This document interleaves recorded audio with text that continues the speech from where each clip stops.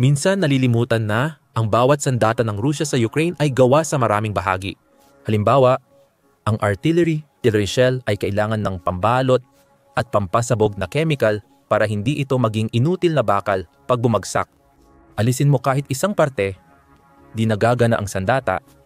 Yan ang ginawa ng Ukraine nitong weekend. Tinarget ng Ukraine ang 1,800 kilometro sa loob ng Russia para sirain ang mahalagang planta ng chemical sa paggawa ng bala ng Russia. Nagagalit ang grupo ni Vladimir Putin matapos muling magtagumpay ang Ukraine sa panibagong malalim na pag-atake sa lumalalang digmaan. Noong Setyembre, 14 iniulat ng Kiev Independent ang malayuang drone strike ng Ukraine na ginawa noong nakaraang araw.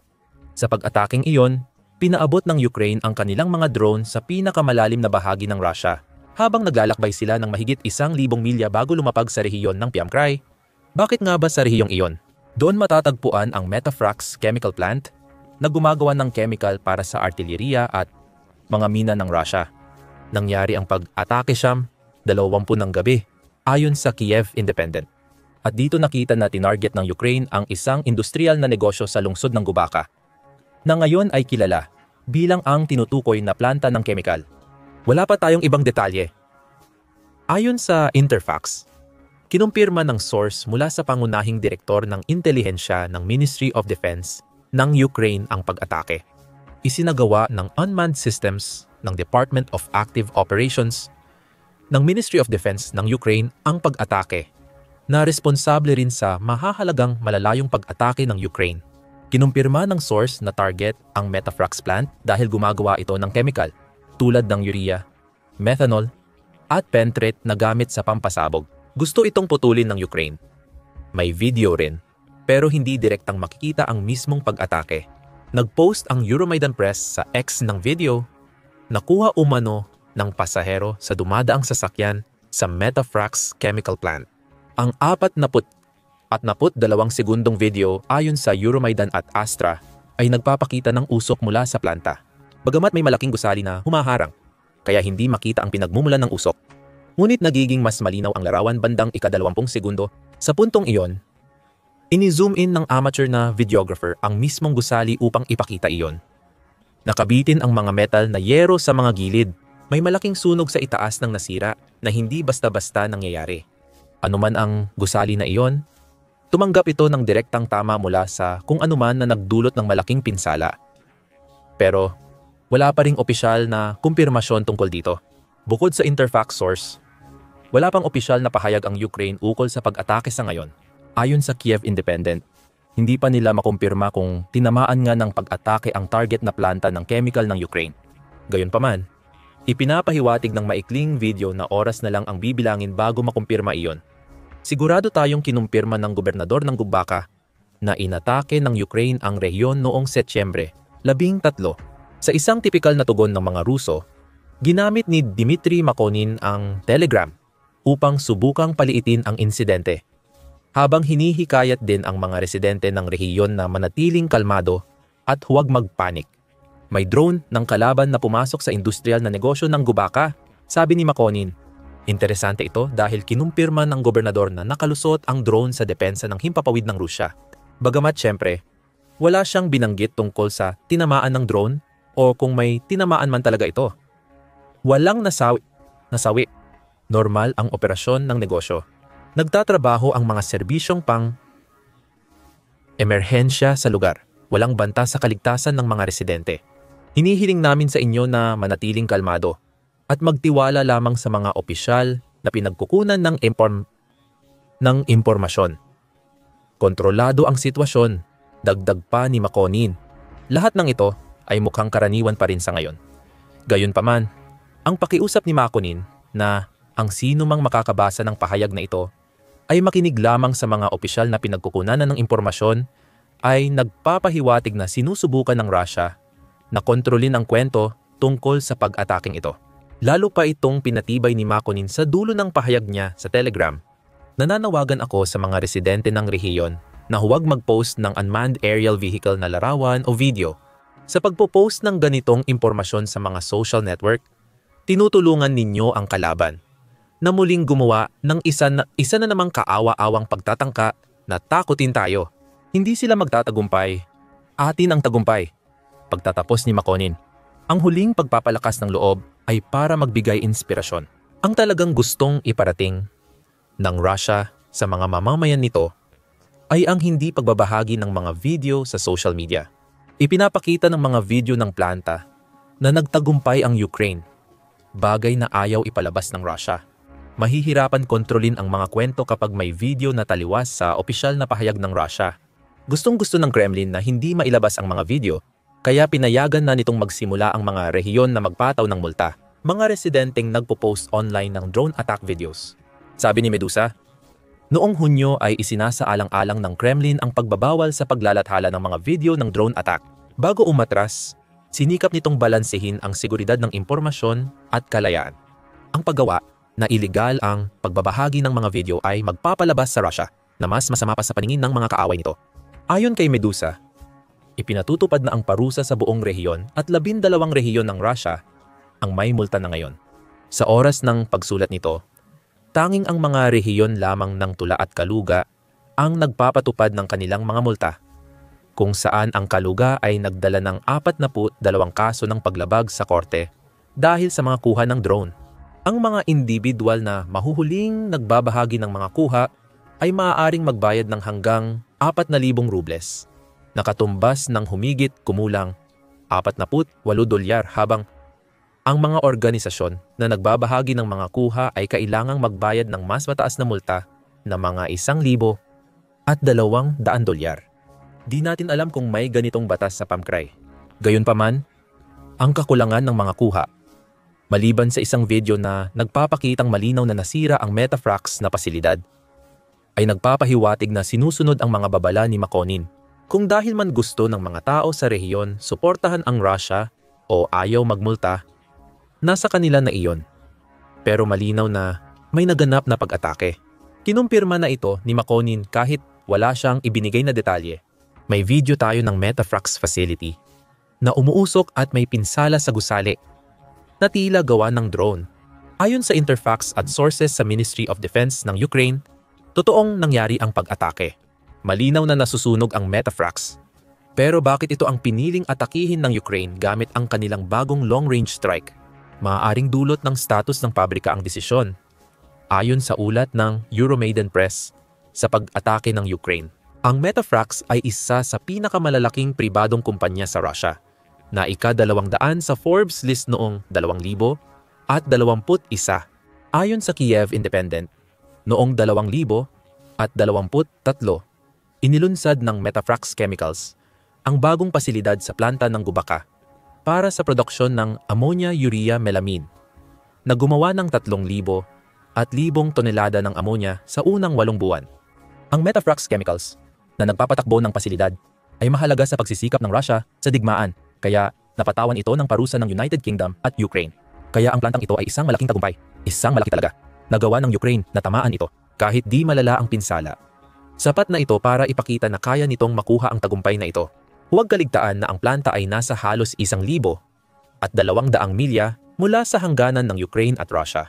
Hindi inakala ni Putin at ng kanyang mga kasamahan na may drone ng Ukraine na makakapasok ng malalim sa Russia kahit noong nakaraang taon.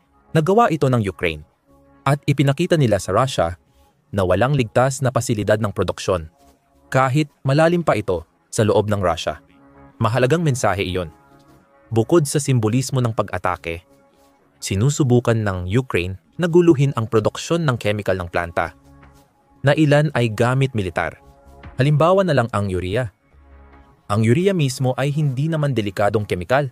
Pataba ito na ginagamit sa agrikultura. Kapag hinaluan ng nitric acid ang patabang iyon, nagiging urea nitrate ito.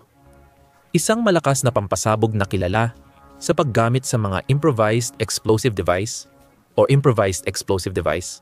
Sabi ng Collective Awareness to Unexploded Ordnance, taglay ng mga improvised explosive device sa Iraq, Afghanistan at Pakistan ang chemical na compound na ito. Paborito rin ng mga terorista ang urea nitrate para sa paggawa ng bombang gamit ang madaling makuhang kemikal. Ginagamit ang urea nitrate bilang pangunahing pampasabog sa malalaking improvised explosive device dahil hindi ito madaling sumabog at matatag ang eksplosibo. Ayon sa ulat, at maaaring napansin na ng Rusya ang potensyal na iyon. Hindi nila ginagamit ang urea sa parehong paraan tulad ng iba. Ibig sabihin, walang urea nitrate. Ginamit nila ang chemical na ito para gumawa ng ammonia na nabanggit na natin. Ayon sa Euromaidan Press, ginagamit ng Rusya ang ammonia para gumawa ng ammonium nitrate gamit ang nitric acid at ang compound na ito ay pwedeng gamitin sa mga bala at mina. Natatandaan mo nung sinabi natin na nawawalan ng silbi ang sandata pag wala ang mga pyesa? Yan ang layunin ng Ukraine sa pag-atake ngayon. Ang pagsira sa planta ng urea ay puputol sa supply ng Rusya ng kemikal para sa paggawa ng mina at balaha ng artilyerya. Kapag mas kaunti ang mga pampasabog na bala na ito sa loob ng Ukraine, mas nagkakaroon ng kakayahan ang Ukraine na ipagtanggol ang sarili laban sa mga pag-atake ng Rusya. Humihina ang militar ng Rusya dahil hindi nila nakukuha ang mga kailangan nila para saktan ang Ukraine. Tulad ng dati, nakapinsala na naman ang Ukraine sa makinarya ng digmaan ng Rusya gamit ang kanilang estratehiya. Ang sugat na iyon, kasama ng iba pang malalalim na pag-atake, ay bahagi ng estratehiyang death by 1,000 cuts para sirain ang mga pabrikang kailangan sa digmaan ni Putin. Nakakatuwa, mukhang kakaibang target ang Metafrax sa unang tingin. O gumagawa ang kumpanya ng chemical at compound na gamit militar. Kaya malamang ito ang dahilan ng sanction ng Ukraine sa United Kingdom. Gayunpaman, ayon sa Euromaidan Press, gumawa ng matinding hakbang ang Metafrax para maiwasang ipakita ang anumang pampublikong ugnayan nito sa Russian Defense Ministry. Malamang na sinusubukan nilang panatilihin ang anyo ng pagiging neutral ng kumpanya. Sinasabi nating anyo lang ito dahil, ayon sa Euromaidan Press, ang Metafrax ay pag-aari ng Roshkim. Ang Roshkim ay direktang konektado sa militar ng Russia, o mas tama siguro, may direktang ugnayan kay Vladimir Putin. Ibinunyag ng Moscow Times ang ugnayang ito noong Abril nang iulat ang tungkol sa mga may-ari ng Roshkim, sina Boris at Arkady Rotenberg. Madaling isipin na ang magkapatid na ito ay kabilang sa maraming oligarko na yumaman dahil sa baluktot na polisiya at tiwaling pamamalakad ni Putin. Mas matagal ang ugnayan ng mga Rotenberg kay Putin. At ayon sa Moscow Times, magkababata sila ng leader ng Russia. Abala ang magkapatid habang may digmaan sa Ukraine. Ayon sa Moscow Times, sila ang nagplano at nagposisyon para makinabang sa mga pagsamsam ng ari-arian ng Russia noong digmaan. Nakatuon sila sa pagbili ng maraming kumpanyang chemical nitong mga nakaraang taon. Malaki ang negosyo ng magkapatid. Ang opisina ng Russian Prosecutor General ay nagbukas ng mga kaso laban sa mahigit 85 negosyo sa Russia at naibalik ang 24 trilyong rubles sa estado mula nang magsimula ang malawakang pananakop sa Ukraine noong 2022 ayon sa Moscow Times na binanggit ang ulat ng Financial Times. Kumita ng malaki ang mga Rotenberg dahil sa pagiging malapit kay Putin sa panahon ng kumpiskasyon ng ari-arian. Ngayon, gusto mo bang hulaan kung aling dating bansang itinampok ng Forbes ang napunta kay Rotenberg mga isang taon na ang nakalipas? Metafrax, syempre. Noong Oktubre 2024, iniulat ng Interfax na napanalunan ng Roshkim ang subasta ng federal na ahensya ng pamamahala ng ari-arian ng Russia. Kaya nakuha nito ang halos 77% ng Metafrax. Ayon sa Interfax, ang kumpanyang iyon ay nailipat sa pag-aari ng estado noong 2023. Ibig sabihin, ang pasilidad na tinamaan ng Ukraine ay isang perpektong halimbawa ng tiwaling ugnayan sa pagitan ni Putin at ng kanyang mga kaibigang kababata na lalo pang lumalim mula nang simulan ng Russia ang kanilang pananakop. Sinusunggaban ng magkapatid ang pagkakataong kontrolin pa ang industriya ng Russia dahil alam nilang malaki ang kikitain sa digmaan at pagkatapos nito. Ayon kay Putin, kumita ang pamahalaan ng dolyar, 175 milyon sa bentahan. Si Owen Roshkim lang ang sumali sa subastang nagtulak sa bentahan ng Metafrax. Kitang-kita ang korupsyon. Ipinapakita nito na hindi nakabilang ang Metafrax sa pinakamalalaking pribadong negosyo sa Russia ayon sa Forbes. Teknikal na pribado pa rin ang kumpanya kung pribado ang itinuturing sa pag-aari ng dalawang malapit kay Putin. Ang Metafrax ay kasangkapan ng pamahalaang Ruso ngayon kahit hindi ito hayagang inaangking bahagi ng depensa ng Russia. Ipinaliwanag ng impormasyon kung bakit tinarget ng Ukraine ang Metafrax. Matagumpay ang kumpanya dahil sa dati nitong reputasyon. Dagdag pa, ang mga chemical na ito ay ayaw ng Ukraine na mapasakamay ng Russia, na ipapaliwanag pa namin mamaya. Personal ang pag-atake. Pampubliko ang impormasyon tungkol sa magkapatid na Rotenberg-Putin at mga kaduda-dudang transaksyon, kaya malamang alam ng Ukraine kung sino ang nagpapatakbo ng Metafrax plant. Isa pa itong mensahe kay Putin mula sa Ukraine. Hindi lang namin kayang tamaan ang mas malalim sa Russia kaysa sa inaakala mo, kaya rin naming tamaan ang iyong pinakaubod sa pagbibigay ng negosyo na para bang binibigay mo lang sa mga kaibigan kapalit ng lagay. Habang Metafrax ang sentro ng balita noong Setyembre 13, hindi lang ito ang tinamaan ng Ukraine. Ayon sa Euromaidan Press, nagsanib puwersa ang intelihensiya ng Ukraine at mga espesyal na puwersa para tamaan ang ilang linya ng tren sa Russia noong ika-13 hanggang ika-14 ng Setyembre. Ang mga linyang ito sa Oryol Oblast at Leningrad Blast ay mahalagang lohistikal na ruta para sa pagsusuplay ng mga puwersang mananakop patungong Kharkiv at Sumy, ayon sa isang Ukrainian source. Ayon sa Euromaidan Press, ang pag-atake sa Oryol ay pumatay sa 3 miyembro ng Russian National Guard habang nagsasagawa sila ng inspeksyon sa Ryles. Paano naman ang pag-atake sa Leningrad na nagpatumba ng lokomotiba na may 15 cistern? Sabi ng Russia, walang laman ang mga cistern. Pero giit ng Ukraine, puno ito ng gasolina para sa frontline. Isa pang insidente ng pagkadiskaril ng tren sa Leningrad ay pinaniniwala ang ikinasawi rin ng isang inhinyero ng tren. Noong Setyembre 12, isang araw bago ang atake sa Metafrax, sinalakay ng Ukraine ang oil refinery sa Bashkortostan Republic, Russia, na 900 at 30 milya mula sa Ukraine-Russia border. Ipinapakita ng pag-ataking iyon ang determinasyon ng Ukraine na ituloy ang serye ng pag-atake sa mga refinery mula Agosto, na nagdulot ng pagkawala ng 20% ng kapasidad ng Russia sa pagproseso ng langis at kakulangan ng gasolina. Abala rin ang Ukraine nitong weekend. Kapag sinabi naming tinamaan si Putin sa kanyang pinakapuso, literal naming ibig sabihin iyon. Ang mga kaibigan niya ay naapektuhan sa pinsala ng kanilang kemikal na planta na nabili nila sa tulong ni Putin gamit ang mga nasamsam na ari-arian. 2 tren sa Russia na diskaril, isa posibleng may dalang gasolina sa frontline. Isa sa mga pasilidad na gumagawa ng gasolina ay posibleng pinatigil ng Ukrainian drone. Ngayon, balikan natin ang punto na nabanggit natin kanina tungkol sa Ukraine, na inaalisan ang Russia ng mga kinakailangang kemikal dahil sa pag-atake sa Metafrax. Sa usapin ng artillerya, hindi kayang mawala ng Russia ang isang planta na may mahalagang papel sa pagtulong sa bansa na makagawa ng mas maraming bala ng artillerya. Ang artillerya ang pangunahing sandata ng Russia mula nang simulan ang pananakop. Pinapayagan nitong bombahin ang mga kuta ng Ukraine, patuloy na pinahihina ang mga ito hanggang sa puntong makakaabante na ang mga puwersa ng Russia. Humihina na ang mga pambobomba ngayong 2025. Noong Enero, iniulat ng Newsweek na naputol ng long-range strike ng Ukraine ang kalahati ng imbakan ng bala ng artillerya ng Russia. Makalipas ng ilang linggo, naging malinaw ang kahalagahan nito. Ayon sa komento ni Oleksandr Syrskyi, Commander-in-Chief ng Sandatahang Lakas ng Ukraine, 1 taon na ang nakalipas.